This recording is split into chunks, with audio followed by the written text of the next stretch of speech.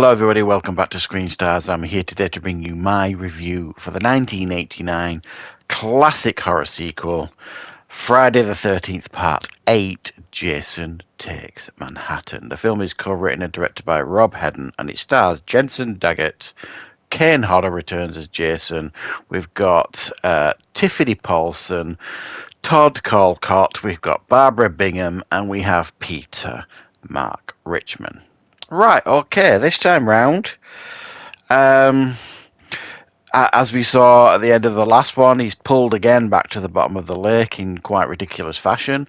And at the beginning of this film, there is like a little yacht cruising along Crystal Lake. It stops just at the point where Jason is at the bottom of the water.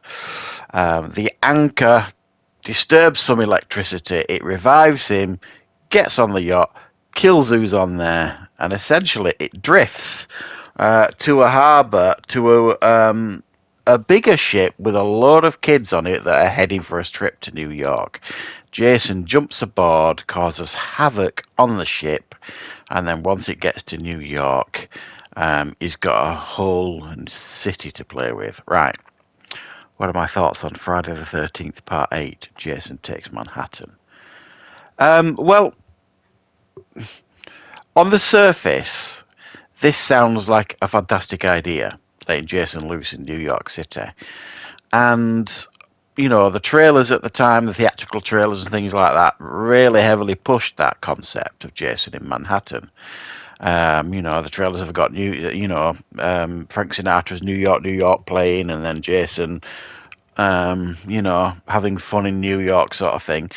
And the harsh reality of this film is he's barely in New York. And I imagine that's probably, or at the time, for fans of this series, was probably a massive disappointment. I think for this to have worked, it needed to be at least 75% set in New York, not 20% set in New York. It's just not enough, and it doesn't deserve the title it gets, Jason Takes Manhattan. And the New York he's in, he barely touches. I mean, yeah, you see him a little bit on the subway, but beyond that, it's mainly like the harbour, the back streets, and the sewer. It's not as if he's wandering around, Times Square and stuff, lobbing heads of off people who are queuing up to see something on Broadway. It's just not that type of movie. No matter how much people wanted to see that at the time, that ain't what you get at all. So I knew that going into this film, so I thought I would temper my expectations, and going into it without that baggage, I'm thinking, well, maybe I might enjoy this a bit better, based on that knowledge, the fact that this isn't, Jason really in New York at all. And I knew most of this film was set on this ship that is cruising these kids to New York. So I thought, okay, well, Jason on a ship, that could work. Unfortunately, I can't help but be really quite disappointed with this film. For a lot of reasons that I will go into. I'll talk about the positives first. I thought Jason again was excellent. I thought Kane Hodder did a good job once again with Jason. Managed to make him feel like a sinister presence again, even though there were some weird director choices here. The fact that Jason's very slow and lumbering, and then there are scenes in this film where he's quicker than the Flash, and it's just bizarre. I mean, for example, there's a kid climbing up, I don't know what you call it on a ship, the mast maybe. He's climbing up, and he's thinking that if I get up really high, he ain't going to follow me. He's not going to come up here. And not only does he go up there, but as he's climbing up and he looks down, Jason's kind of look at him going up, and he's like almost to the top. Click, a second later, Jason grabs his leg and chucks him off. So, he's either got, transporter powers or he's quick as the Flash. And it's stuff like that in this film that constantly made me roll my eyes. Really poor decisions that didn't make sense at all. The soundtrack, for example, We barely got the classic cha-cha-cha-cha thing in here. It was barely in the film from what I remember. What we got was this really cheesy 80s, either rock music or pop music. The opening credits were ridiculous. I thought I was watching, License to Drive or something, or some weird, Adventures in Babysitting film that's starting. It did not feel like a Friday the 13th opening to the film at all. It was a very, very odd choice, and then odd choices musically continue throughout the film. It just did not set the tone at all.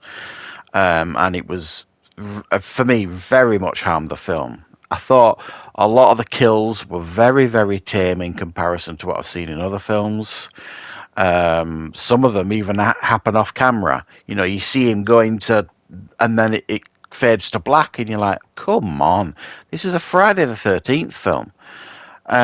So a lot of the kills I thought were a lot tamer than what you would expect for a franchise like this.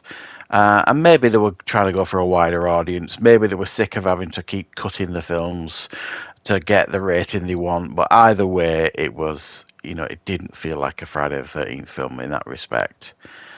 I actually thought it was pretty dull as well. I thought the pacing lumbered along. There was quite a few unlikable characters.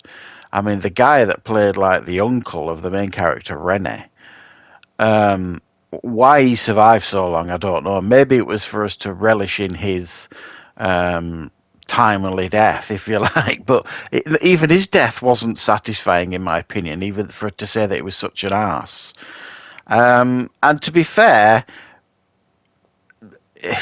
probably, Cruising with Jason would have been a better title than Jason Takes Manhattan, because the majority of this film, the 70% of this film is on this, cruise liner, if you like. It just, bizarre choice. And then in the right hands, you could have had fun with that concept, Jason on a ship, taking out the passengers and the crew and that sort of stuff. And it just didn't work. It didn't feel interesting. It didn't feel fun or entertaining. And there was not a lot here to recommend on that sense. And then you've got this character, Rene, who is scared of water because of something that happened in her childhood. And for the longest time in the film, you don't really get an explanation for this. You just keep seeing her having visions of this watery child trying to pull her down to the bottom of the lake. And it's answered later on, even though you won't need it answering. It's a very vague, lame tie-in to Jason being a boy at the bottom of the lake. And when she was a girl, he tried to pull her under. I mean, it was just bollocks, really. It just didn't work, that tie-in at all. It just didn't give it any emotional weight for me at all, because her character, Rennie, was very, very forgettable. A lot of the final girls or final boys in this franchise are really quite memorable for the most part. I actually found her really quite forgettable. And it did make me laugh. They just got to New York, the survivors of the cruise liner. Get to the harbour in New York. They think they're safe, think everything's okay, and then within 5 minutes of landing in New York, they get mugged. And I just thought, come on, give us a break. So the concept is decent. The marketing, obviously, was geared towards Jason being in New York, and that isn't nearly enough for me.